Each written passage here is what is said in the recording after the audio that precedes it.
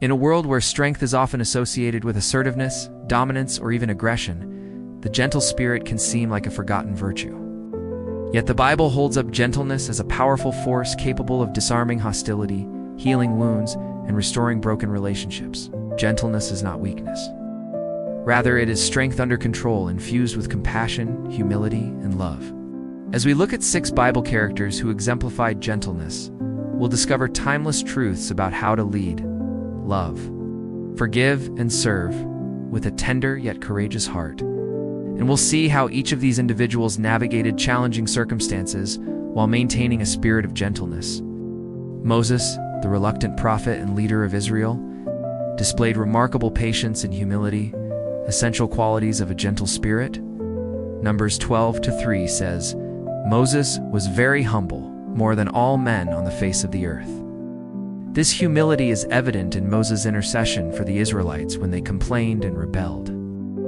In Exodus 32, when the people worshipped the golden calf, God's anger burned against them.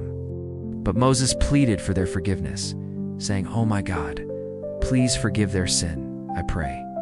And if you cannot forgive their sin, I pray, blot me out of your book which you have written." This passage illustrates Moses' gentle heart.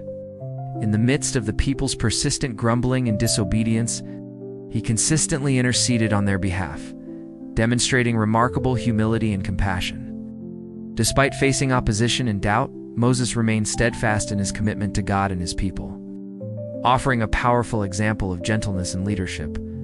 David, the young shepherd turned king, exhibited a gentle heart despite facing numerous enemies and betrayals. In 1 Samuel 24, when King Saul pursued David seeking to kill him, David had the opportunity to retaliate, but chose not to. When his men wanted to harm Saul, David said, "The Lord forbid that I should do such a thing to the Lord's anointed. It may not be right in your sight, but it will not be right in God's sight either." Instead of taking revenge, David spared Saul's life, showcasing incredible restraint and respect for authority. Similarly, when his own son Absalom rebelled against him, David responded with sadness and longing for reconciliation, crying out, "Oh, my son Absalom, my son. My son Absalom, would I had died instead of you, Absalom. You men of Judah, would I had become your leader in Israel instead of this man." This passage reveals David's capacity for forgiveness and his ability to extend mercy even to those who wronged him deeply. David's gentle heart and leadership played a crucial role in shaping Israel's destiny, providing a timeless example of how to respond with grace amidst adversity. Joseph, the favored son sold into slavery by his jealous brothers, exemplified forgiveness and compassion. After interpreting the dreams of his prison mates and rising to power in Egypt, Joseph had the opportunity to punish those who had wronged him. However, in Genesis 52:20, he surprised them by saying, "You meant evil against me, but God meant it for good, to save a multitude of people alive." Joseph's words are not only a theological statement, but also an act of emotional release. He forgives his brothers completely, offering them mercy and even providing for their families.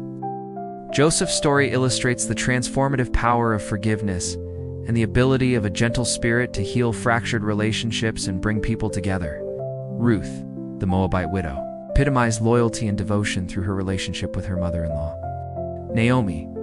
When Naomi urged Ruth to return home, Ruth responded, "Entreat me not to leave you, or to turn back from following after you.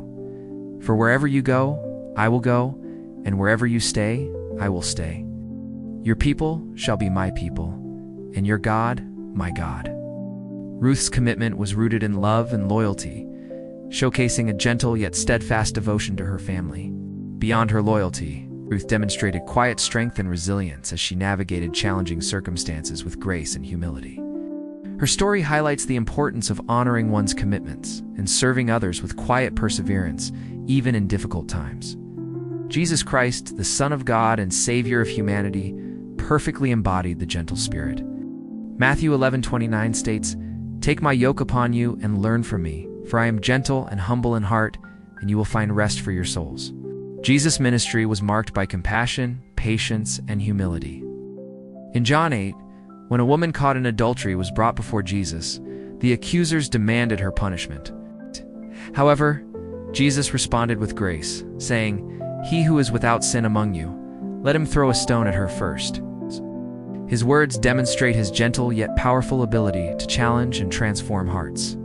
Jesus also exemplified gentleness in his treatment of children, the marginalized, and those considered sinners, offering love and forgiveness to all. His life and teachings provide the ultimate example of how to treat others with kindness, dignity, and respect. Paul, the apostle who once persecuted Christians, became a leading figure in spreading the gospel. In 1 Thessalonians 2-7, Paul describes his ministry among the Thessalonians as a gentle approach, saying, "But we were gentle among you, like a mother caring for her little children." Despite his strong convictions and bold missionary work, Paul demonstrated remarkable patience and kindness towards the early church.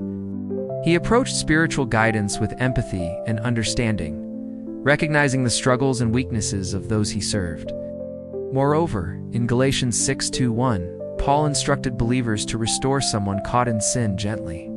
His gentle approach to ministry stemmed from his own awareness of his weakness and the mercy he received from God. As we conclude this exploration of gentleness, let us consider how these individuals lived with a gentle spirit in the midst of challenging times.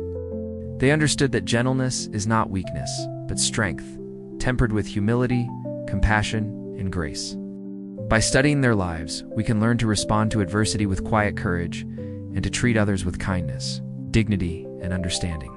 In a world often characterized by division and conflict, may we strive to embody the gentle spirit and leave a lasting impact for good in our communities and the world around us.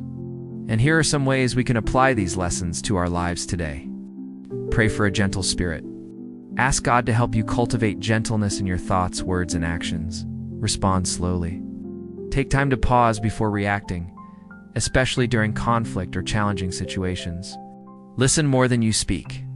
Pay attention to the needs and perspectives of others. Lead with empathy, not ego. Put aside self-interest and focus on the well-being of those you lead or serve. Embrace forgiveness. Choose to forgive others who have wronged you and let go of resentment. Serve quietly and faithfully. Find joy in serving others without seeking recognition or praise. Speak with kindness and respect. Treat everyone with dignity and consideration regardless of their background or beliefs. Rest in God's presence. Remember that God's love and peace are available to you, bringing comfort and strength in times of need. By embracing these principles, we can begin to embody the gentle spirit and make a positive impact on the world around us. Thank you for watching. If you enjoyed this video, hit the like button and subscribe for more. Don't forget to comment with any suggestions you have for future videos. Till next time.